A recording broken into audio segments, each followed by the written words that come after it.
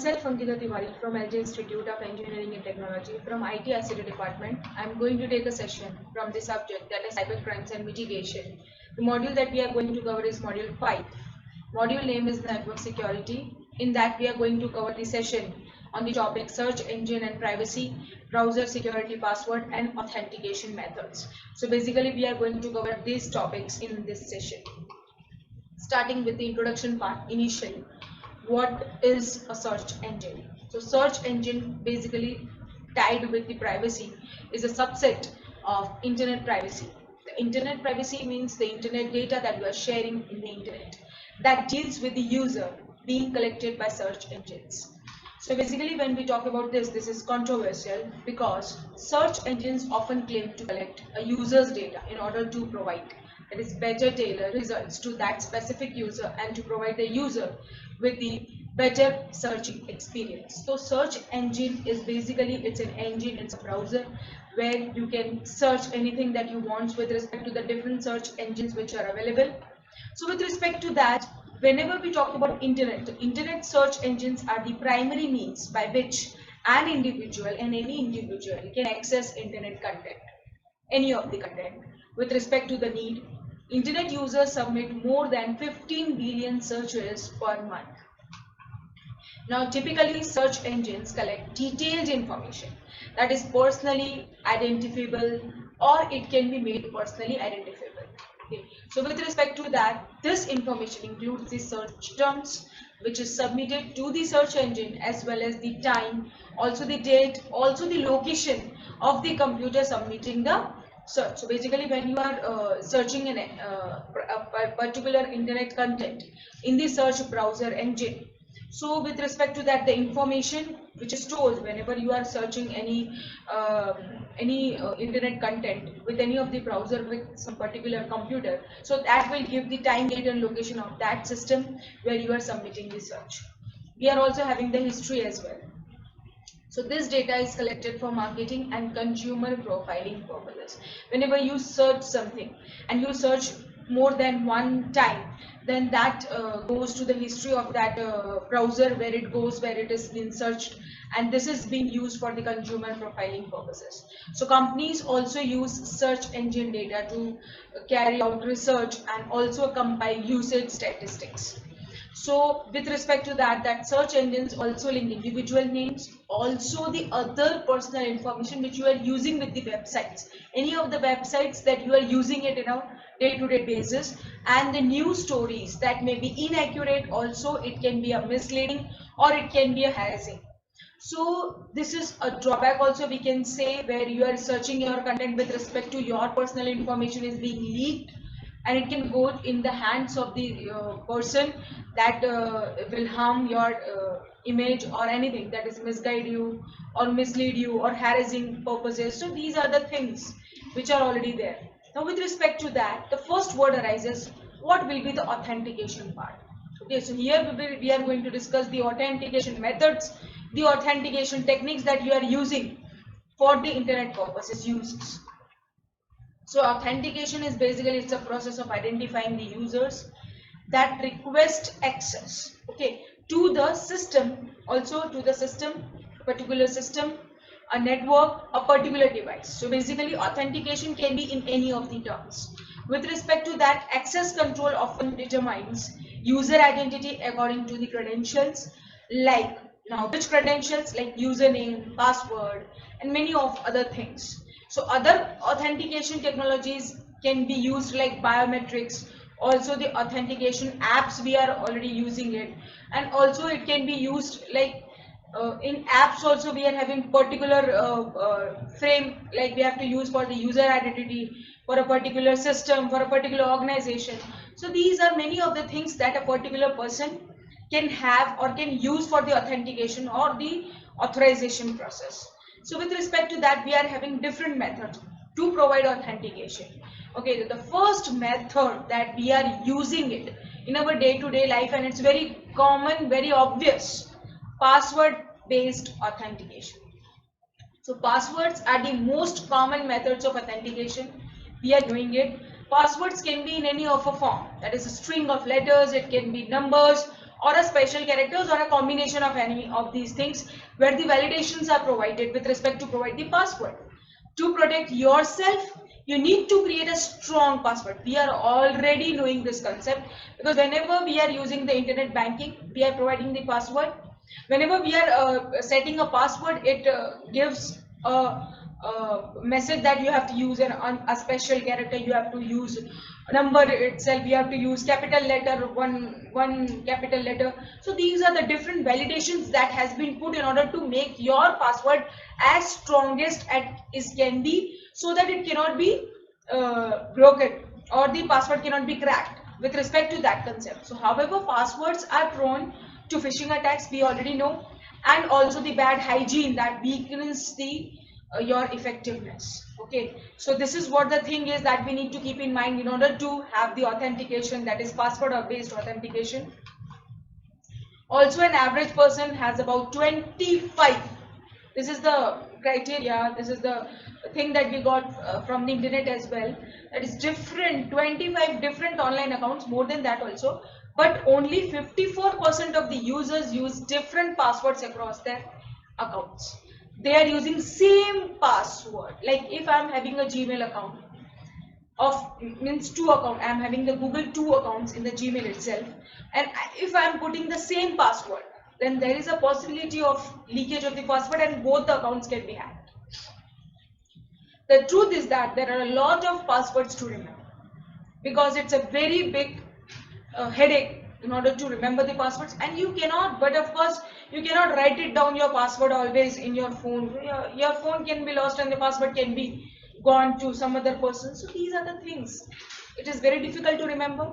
As a result, many people choose convenience over the security. Of course, they keep the same password. So most people that use simple passwords instead of creating a reliable password because they are easier to remember, because it's very easier to remember, easy to digest, so that people are doing it, but they are not knowing the facts that hacking is the basic thing that has been done in the password itself. Now the next method that we have for the authentication is multi-factor authentication. So multi-factor authentication is an authentication method that requires two or more independent ways to identify a user. Two ways.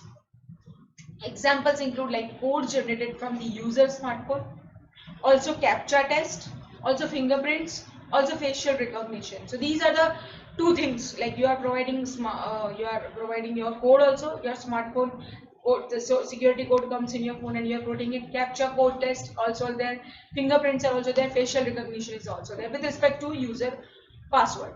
So MFA, that is in authentication methods and the technologies, increase the confidence of the users by adding multiple layer.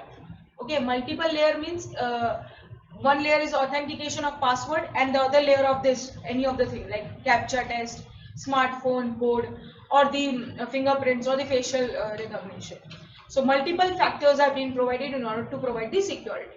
So MFA may be a good defense against most account hacks, but it has its own pitfalls. Okay, people may lose their phone, of course. I've already told you the drawback, or the SIM cards in which the captcha code comes, and initial the user's code comes. Okay, and not be able to generate an authentication code. Now with respect to that, it's a drawback and we cannot help in that. The third of that authentication method that we have is biometric authentication. Now biometric authentication is a security process that relays. Biometric authentication is a process where it relies on the unique biological characteristics of an individual. So biometric authentication is with the biometric part that we are using it for the authentication process. So with respect to that, here there are key advantages of using the biometric authentication. First of all, the biometric characteristics cannot be easily compared. Can be easily compared to the authorized features, of course, because which is saved in a database and will be easily compared, that is the authenticated person. Also we have like biometric authentication can control physical access because it is dealing with the physical words, physical data.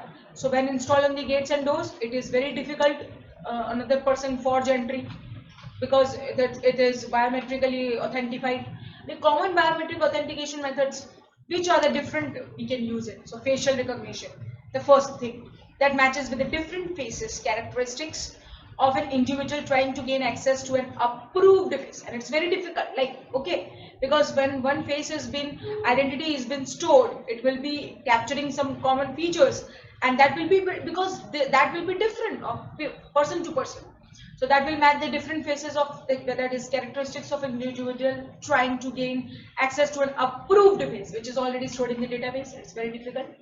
Fingerprint scanners, but of course the fingerprint is different of each and every person that match with the unique patterns on an individual fingerprints. Some new versions of fingerprint scanners can even access the vascular patterns in the people's fingers, which inside that rays which have been come, that it has been in the advanced version, it has been scanned. Okay, so now the other that we can have is voice identification, but of course the voice are different of each and every people, but this is somewhat less visible and less very we can say that it's less we cannot trust on the voice, because people make voices as well. So examines the speaker's speech patterns, but it has been stored for the formation of specific shapes and sound qualities. Also a voice protected device usually relies on the standardized words to identify the users, just like a passport. Also, we can have other thing, that is eye scanners, retina scan, including technologies like the iris recognition, also the retina scanners. That is, iris scanners project a bright light towards the eye and search for the unique patterns in the colored ray around the pupil of the eye. So that patterns are then compared to the approved information which is stored in the database and will check, and it is very easy to check that record, because we are having that pattern itself, it is stored in the database and we are just recognizing it and we are just matching it. If it match is found, the person is authentified. So this is what the thing is that we can have in the biometric system. Other authentication method that we have is token based authentication. Now with respect to that, token based authentication technologies enables users to enter their credential once and receive a unique encrypted string of random characters in exchange. So we can say you can then use a token in order to access that protected system instead of entering your credentials all over again. So with respect to that, the digital token that will be proof that you already have access permission. So that digital token will be generated only once and it will be received also once. So whenever it is received, it will be a unique encrypted string, and that will be, if it is allowed to you, that will prove that you have already accessed the permission. So another person cannot get into it. Now with respect to that, another method that we have is certificate based authentication. Okay, now certificate based authentication technologies that identifies users, machines or devices, that is by using digital certificates. We are already knowing digital certificates, that we are using it and we are having it in order to access it. So digital certificate is an electronic document, okay, that is based on the idea of a driver license or a passport. We are already using it as DigiLocker. We are having that app. It is available as a government website, as a government app, sorry, where you can, if you are writing your number, that driving license number, then your driving license is generated in that app itself, and you can show that digital certificate to any of the authorized person to show your validation of having the license. So that is totally proof and it is valid also. So that is being provided for you, so that you don't have to carry that driving license or PAN card or Aadhaar card with you itself, along with you. You can have an electronic document of it and you can show it anywhere and it will be a validity. It will be a valid identity. Okay, so the certificate contains the digital identity of a user, including a public key and the digital signature of a certification authority. So with respect to that, when we are starting with the authentication methods, the digital certificates also prove the ownership of a public key, also issued by a certification authority. So digital certificates being generated by the certification authority which is providing the digital certificate. So that will be proved as an ownership of the public key. So users provide their digital certificates when they sign into a server where they want to use it. And with respect to that, the server verifies the credibility of the digital signature which has been provided and the certificate authority. And with respect to that, the server can use the cryptography to confirm that the user has a correct private key associated with the certificate which it is using it. So that is the main thing that we need to keep in mind in order to have the access and to provide the authentication access. So these are the things that we have done. That is, first of all, we have learned what is the search engine, privacy, how it is provided, why it is provided, and why we are using it. With respect to that, we have also studied what is an authentication, why the authentication is being used, and what are the different techniques of authentication that we can use it in order to provide it. So this is the end of this chapter and we have completed the syllabus as well. Thank you.